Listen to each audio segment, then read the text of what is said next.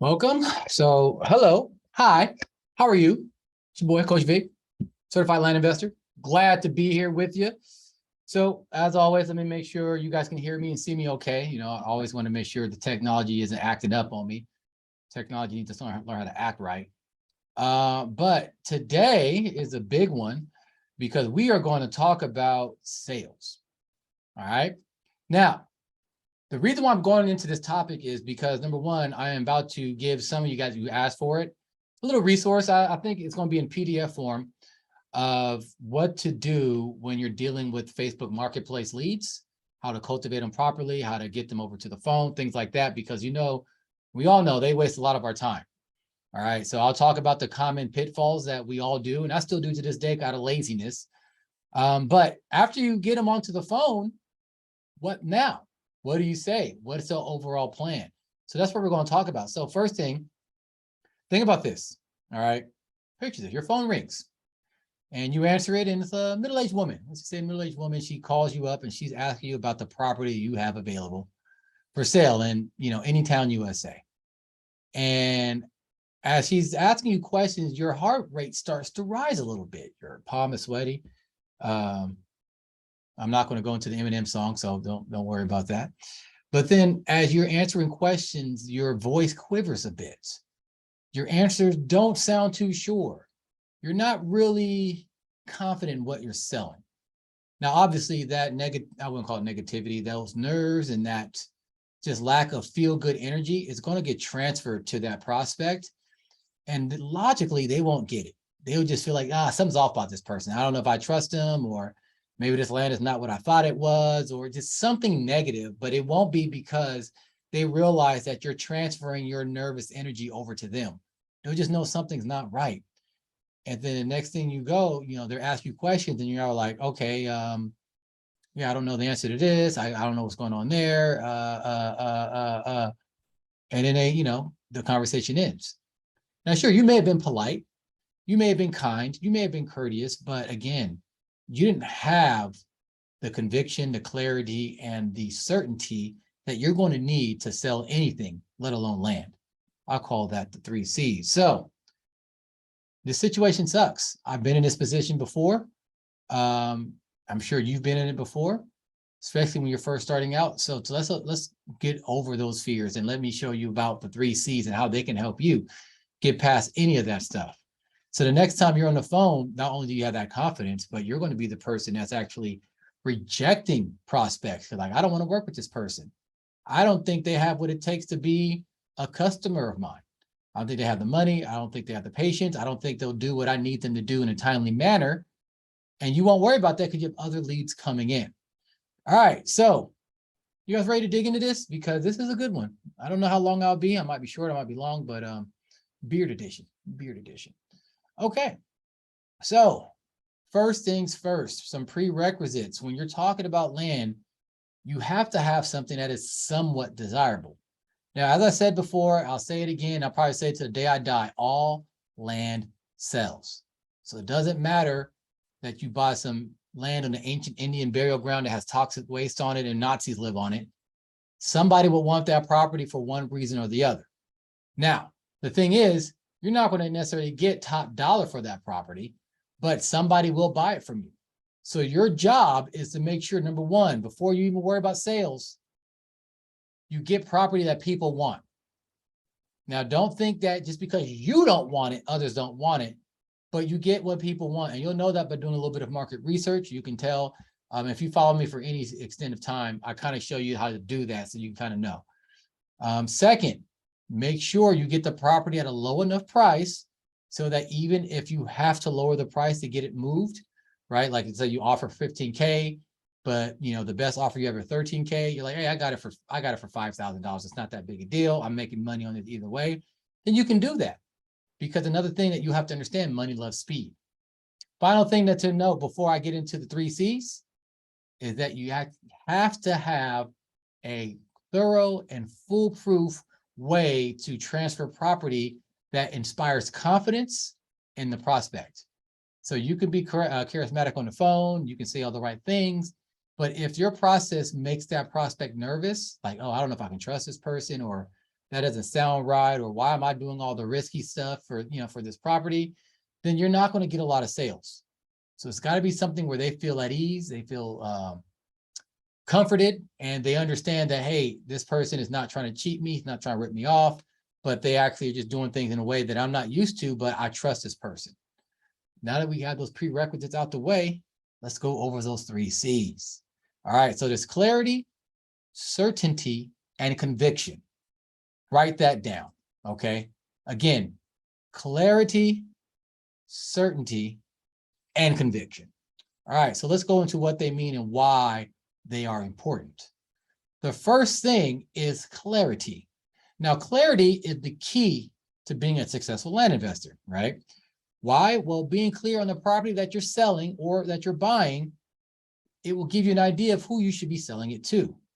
And what types of things should you be clear on? Well, depending on the price range will dictate those questions. So like if it's a lower price property, something you sell for 5,000, 6,000, 8,000, maybe 10, or depends on the area, they're going to ask you questions like, hey, can I put my RV on this? Can I live in a mobile home on this property? If I have to build a house, can I put a tiny home on it? What's the building requirements? What's the minimal size I need? Does it need a septic tank, or is it like a town sewer system? And on and on and on and on, right? Basic questions about the property that you're going to you should be finding out during your due diligence. These are the things that's going to make you very certain when you talk to somebody on the phone, because again, you're going to be able to anticipate their questions because they're pretty basic and they're very universal.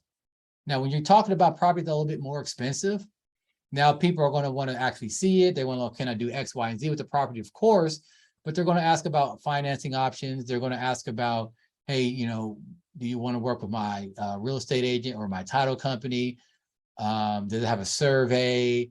Can I subdivide this? It's going to have it's a different set of questions, but they're still going to have questions that in general, they're going to be the same type of questions. It's just depending on the buyer and the area will dictate what those questions are. And again, all the answers to these questions, they're easily found. A 2-minute phone call will tell you that before you even buy the property. Basically, understand what the people are going to want and then ask those questions ahead of time. And then as you're calling the county or planning and zoning or whoever, if you find answers you don't like, maybe you don't buy the property in the first place. All right. So again, people often want to know, can I live on it? Can I camp on it? Can I put an RV on it? Can I live in a mobile home? Can I live in a tiny home? What's the building requirements? What's the minimum size I need? Do I need a septic tank, or is there a sewer? Or is there water and power available? Very basic things like that you can easily find out. So that's the first step of getting clear, understanding what you're selling. Now, you also need to be clear on how you present that information about the lot. Now, how can you show that clarity easily? I like to have, great photos, right? Even if the photos are all screenshots from Google Maps and Google Earth and things of that nature, I want them to see why this lot is a good deal or a good value. I also want to show how clear like the greatness of this lot is with my own webpage about the property. Sometimes the basics of how much, where is it a good deal, what can I do with it? That's enough to get their foot in the door. But to really sell them, you got to paint them a picture. You got to sell them the dream. And I can only do that. I'm not going to say only. I can best do that on my own webpage, away from the distractions of Facebook, away from the limited space in Zillow and land watching, those other things. On my own webpage, I can say and do what I want. I can add video. I mean, you can do that on land watching Zillow too, but you get what I'm saying. But I can also paint the picture. I can talk a bit about the surrounding area, about what's important in that county or that area. I can talk a bit about, hey, this is the natural beauty, things that aren't necessarily directly related to the property, but your property doesn't look like this natural sunset, but you're near that, right? And it gives them an idea of what it's like to own that property. And depending on what they're doing or using the property for, kind of dictate what image you kind of sell to them. Maybe you're, want to build a house. Maybe they're buying something so they can have some recreational property so they can, hunt on it or put their, their little summer getaway or RVing or, off-roading or whatever it is, right? So you want to be clear on how you're presenting how great this property is and the value of that property. Next, when you are being clear on the value, you want to show why. Maybe you're being clear because you have comp, like, hey, look, this other person selling a property nearby for a lot more money and you get a smaller lot. Maybe you're being clear on, as I said, some of the surrounding areas and what you can do as a local, so to speak. So you want to be clear on why this is a good value, but basically you're saying, hey, look at the price that you can buy this property for. You can compare that to other things, even that stuff that's outside of land. Like, hey, if you have 15,000, you can bid on this, or you can buy a piece of America. So it just depends. It really does depend. Now, without any of this, right, people will be confused, and a confused person will never, ever buy. Think about the times where you walked into like a Best Buy or something, and you're talking to one of the salespeople, and that salesperson didn't do a good job explaining why they should, or you should buy a certain, I don't know, stereo receiver, or this certain laptop, or a certain TV. Like they used like the big jargon. They were not clear what they were saying. They didn't speak with any type of certainty in their voice. So you're kind of confused. Chances are you either buy something that you ended up maybe you're regretting unless you got lucky, or you didn't buy anything at all and you felt like you needed to think about it more. Well, without that clarity, you're going to get more people saying, okay, I need to think about it. I need to talk to my spouse, because they're not clear on what they're getting or why it will benefit them in their lives. So the more clear you are with that, the easier the sale. Now, think about this. If I would hold information from you, would you spend $1,000 to buy property from me? If I'm sure, well, maybe somebody's probably withheld information from you and you probably didn't feel good about it. So it's less about them being nervous or not really being clear, but more of they're just kind of hiding stuff and you felt like they were hiding something and you just couldn't trust them after that, right? Clarity is the opposite of that feeling. So I just want you to put that in your heads, like, so you can start to think about how can you be more clear in your ads and as you're communicating with people, all right? Now, when you're not clear, guess what? You're going to get a lot of tire kickers and get a lot of unqualified leads. So the more clear you are, the easier it is to weed out those who are not fits for this property, and the easier it is to draw in the people who are going to be more likely to buy. Without clarity, you're going to get a bunch of everybody. And I don't know about you, but I ain't got the time to deal with people who aren't doing me any favors by talking to me, you know, because they're not really going to buy anyway. So I don't need to talk to them. All right. Now, one last thing I want to say about clarity. This lack of clarity is like, it's probably like the number one thing that kills a lot of, especially new land investors when they're selling, because they don't know the answers to things that they should know the answers to. And a lot of different training programs don't tell you how to really do due diligence, not just to make sure the property is good to buy, but that it's actually going to be something that people are going to want to buy on the back end, because that's why we're all in here, right? So we can buy and sell, flip, right? Whether you're buying a cash, or excuse me, selling a cash or terms, or hell, even if you're leasing it to somebody, you're still selling in some capacity. So that really kills a lot of people. So far, so good. We all right? We good? All right, no questions there. Perfect. Second C, first we had clarity, now is certainty. Now, bottom line, it's hard to sell anything without being an expert on the product. Being the expert doesn't guarantee a sale, but it does help with you getting the best, putting your best foot forward. Another word for this, it's confidence. All right. So let me tell you about a time when I was shopping for an electric vehicle. I mean, I'm a big car guy, so I like gasoline cars. I like electric vehicles now. So, you know, finding out information about cars was easy to me because it was just what I did. Like when I'm farting around the internet, I'll go to different car websites, blogs, you know, things like that. And I'm just, you know, kind of seeing what's out there because I enjoy cars. Now, when I go to a thing, dealership or whatever, I probably know more than the actual like salesperson there. But this is back when I was buying my RAV4, back when I had it.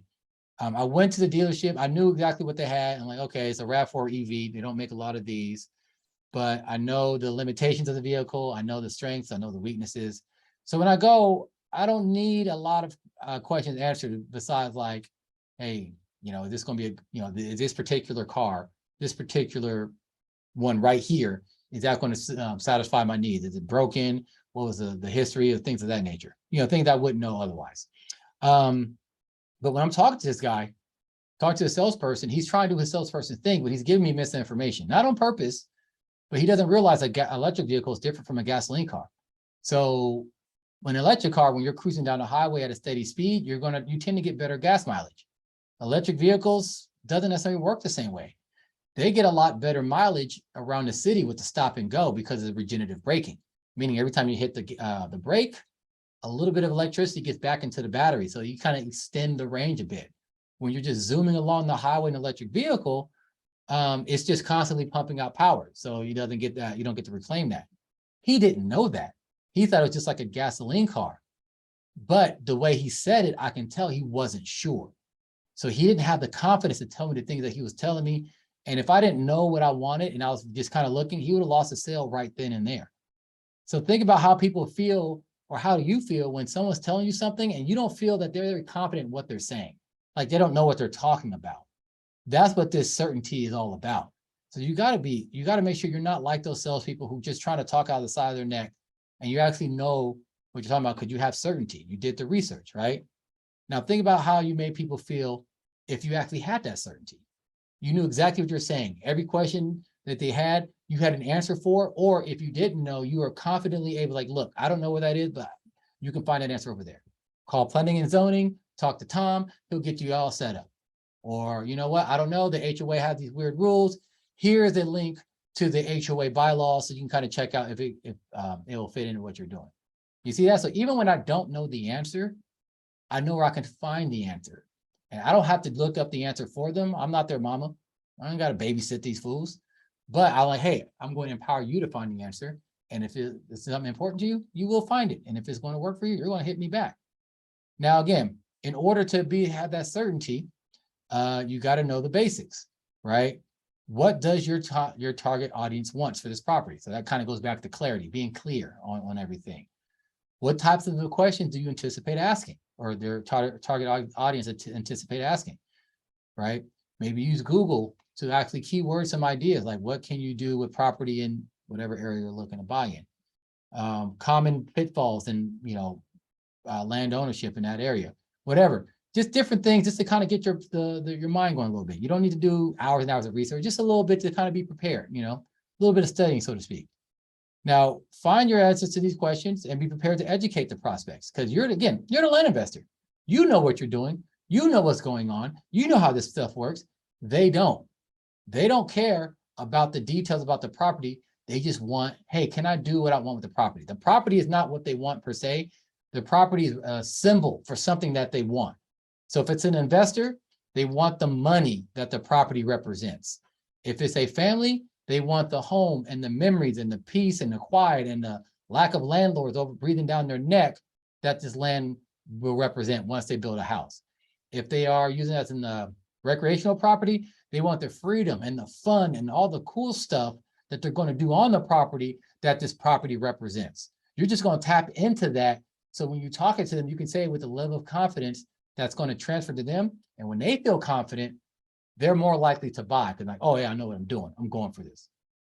Now, again, some of the questions: what size? Where is it? Can I put an RV on it? Do you do owner financing? Can I have farm animals on it? Is there power, water, or how do I get power and water to the lot? Things like that.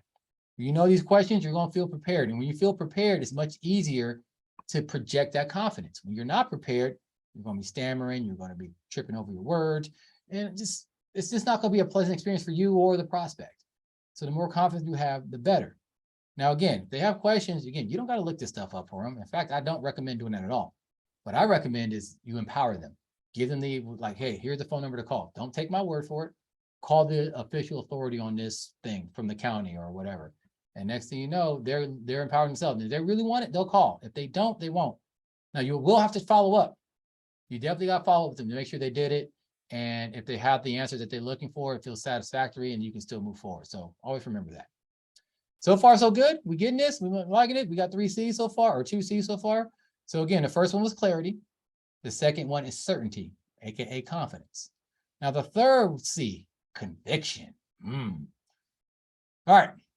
So listen, the only way people are going to trust you on the phone and in a single phone call, we're not talking about a lot of back and forth here, is having a conviction, aka the courage. And courage is basically, I think with Greek. That means to act from the heart.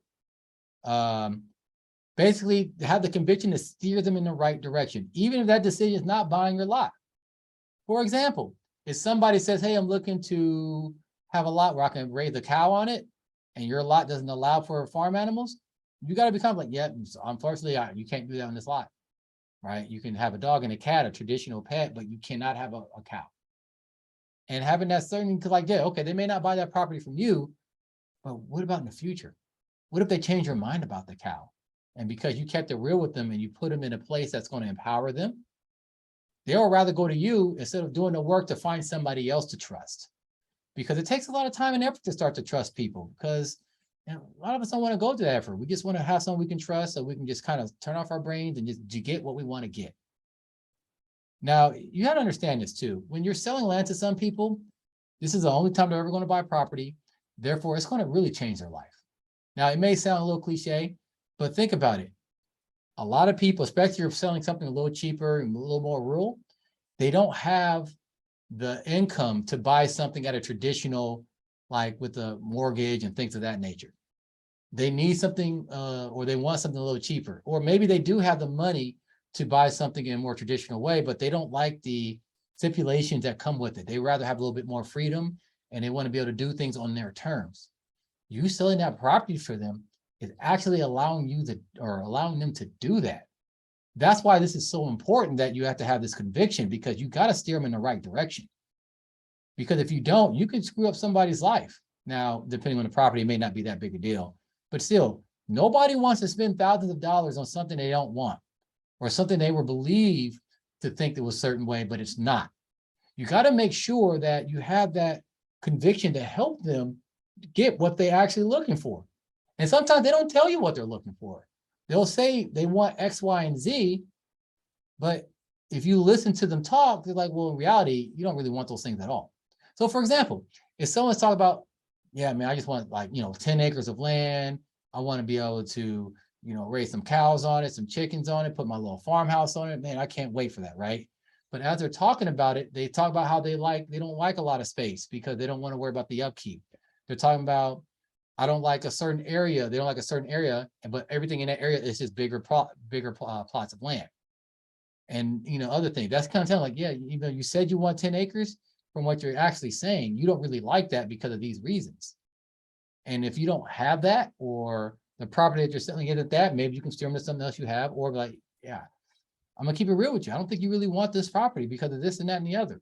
Now, in that conversation, maybe they realize like, oh my God, I can't believe I was thinking that. You're right. I do want something different. Or you know what? No, those problems I talked about, not that big a deal. Either way, you won't be able to get to that point with conviction. And that conviction is honesty. That the conviction to be honest, even when it doesn't benefit you, will go a long way. Because even if they don't buy from you, they will recommend you to their friends.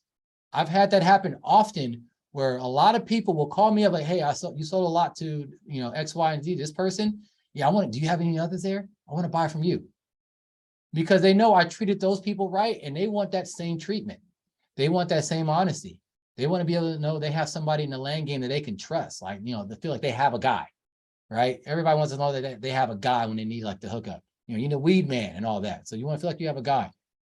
That conviction will help you become their guy. If you want to actually sell over and over and over again to people who are either they're investors in other ways and developers, or just someone who just likes to buy property like jewelry, you need that conviction to make sure you steer them right, to make sure that you know what you're talking about, and you help them do the thing that they're trying to do for real, and not that's just going to line your pockets. That's what I'm talking about. But with that said, I want you to remember something. This is very important, because I was going on a rant like, oh my God, the customer's always right. Kind of, you might have been getting that vibe. But never forget, you are the person that have what they want. So in other words, they need you. You don't need them. I'm going to say that again. They need you. You don't need them. What do I mean by that? Well, you have the property. They need the property. They want the property. For whatever reasons they want it, but you have it. So never get so caught up in being a people pleaser, or being so caught up in one particular sale that you throw your integrity away.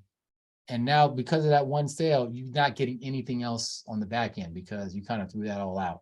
And now the word's out that you're not an honest person, or people just don't like dealing with you. So when you get people that are coming to you, ask them a couple of questions. You can really dig deep.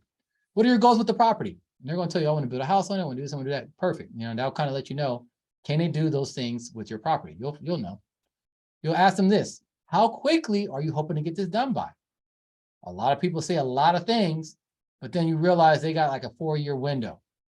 And real reason why they have 4 years, because they ain't got the money, or they don't have the actual, I guess, knowledge and info that they need to actually do what they think they want to do. So that will help you get understand, because now like it's a different conversation when you talk to someone, no, they ain't got no money, right? That nerves goes out of the window. You also ask them, is there anything else you need to do to make this dream a reality? So it's one thing to say, I'm gonna build my dream house, I need property, but what else do they need? Architect, general contractor, permits, plans, blueprints, all these other things. They may not know that. You might have to educate them on that, right? Now, you can see where I'm going with this. I'm trying to figure out what they truly want, and if my land can help them. Now, a lot of times you won't have to ask those questions because they're pretty sure what they want. They'll ask questions, but when you're talking to someone you can tell they're not too sure, or what they're saying they want and versus what they can actually do with the land are two different things. Those questions are really good to have in your back pocket. Now, listen to this. So the more of those questions you ask, the clearer picture you will have about them, their wants, their needs, and their desires. Once you have that wants, needs, and desires, now you can start to paint a picture of what they're, them having it. So you can describe. So let's say someone wants to build a dream house, and you understand, like, oh man, I can just see you with this house right here.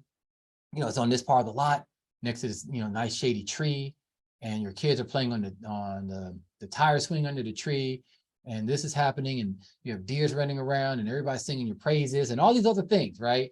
And now you're painting that picture. You're putting that in their heads, and they're like, oh yeah, I really want this now. We went from like, no, something I need and something that would be kind of cool, to like, oh, I gotta have it. Because once you start planting that seed, it's hard to get that out, especially if you have it right. Now, again, the clarity, there's that word again, it'll let you know if your land can help them do what they want to do.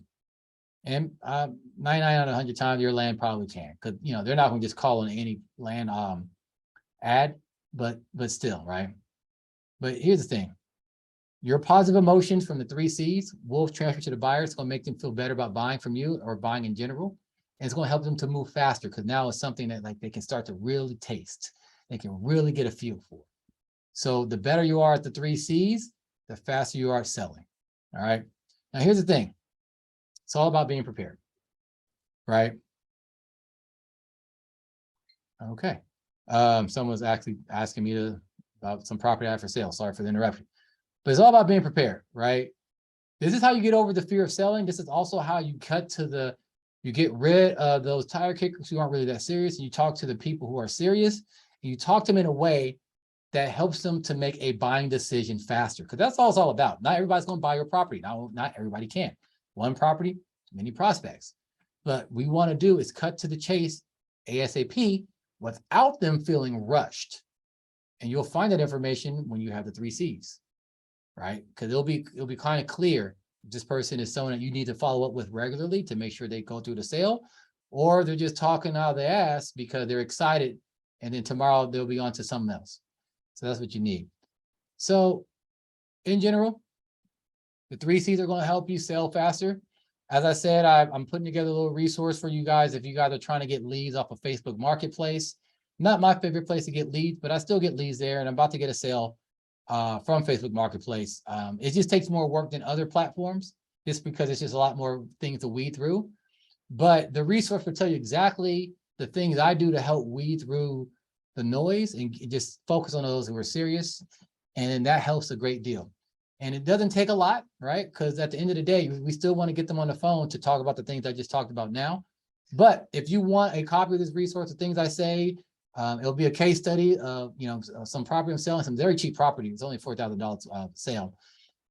What I say, how I said it, there are certain times I said something or didn't say something because of laziness, and that kind of killed it for that one prospect.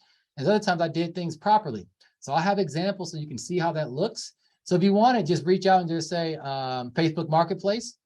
I know you raise your hand for it. I'll make sure I'll send it to you in a DM or something, or however I want to send it. But other than that, hopefully you guys found this useful. If you have any questions, as always, or you want to work with me, hit me up. I'll be glad to sit down and talk to you about what land investing can do for you. But until I see you guys next time, peace.